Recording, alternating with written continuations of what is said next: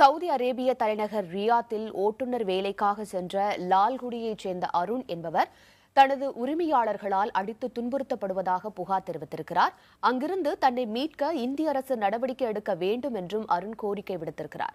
WhatsApp மூலம் அவர் அனுப்பிய தகவலை இப்போது பார்க்கலாம். என் பேர் அருண்குமார். நான் பிபிஏ டிஸ்கன்டினியூ. நான் படிச்சுட்டு இருக்கும்போதே எனக்கு சவுதியிலேருந்து ஒரு விசா வந்துச்சு. என்னோட வீட்டோட சூழ்நிலை காரணமாக நான் அந்த படிப்பை பாதியில நிப்பாட்டிட்டு நாங்கள் வேலைக்கு வந்தேன். வீட்டு டிரைவர் வேலைக்கு வந்தேன். அவங்க என்னை ஆடு மேய்க்க சொன்னாங்க. இருந்தாலும் நான் அதையும் செஞ்சேன். 2 வருஷத்துக்கு அப்புறம் நான் ஊருக்கு போகிறேன்னு சொன்னதுக்கப்புறம் அவங்க அனுப்பவே இல்லை. நிறையா அடித்து அவங்க துன்புறுத்தினாங்க. மறுபடியும் 2 வருஷம் இருக்கணும்னு சொன்னாங்க. இருந்தாலும் நான் 4 வருஷம் கழிச்சு மறுபடியும் நான் ஊருக்கு போகிறேன்னு போய் கேட்குறப்ப நிறைய அடித்தாங்க. நிறைய ரத்த காயங்களோட அங்கேருந்து நான் வெளில வந்தேன். என்னோட தமிழ் நண்பர்கள் எங்கள் ஊருக்காரங்க மூலியமா நான் ஆஸ்பத்திரிக்கு போயிட்டு வந்தேன். அதுக்கப்புறம் நான் இந்தியன் எம்போசி, லேபர் கோர்ட் எல்லாத்துலேயும் போய் கம்ப்ளைண்ட் பண்ணியிருக்கேன். அவங்க சரியான நடவடிக்கை எடுக்கவே இல்லை.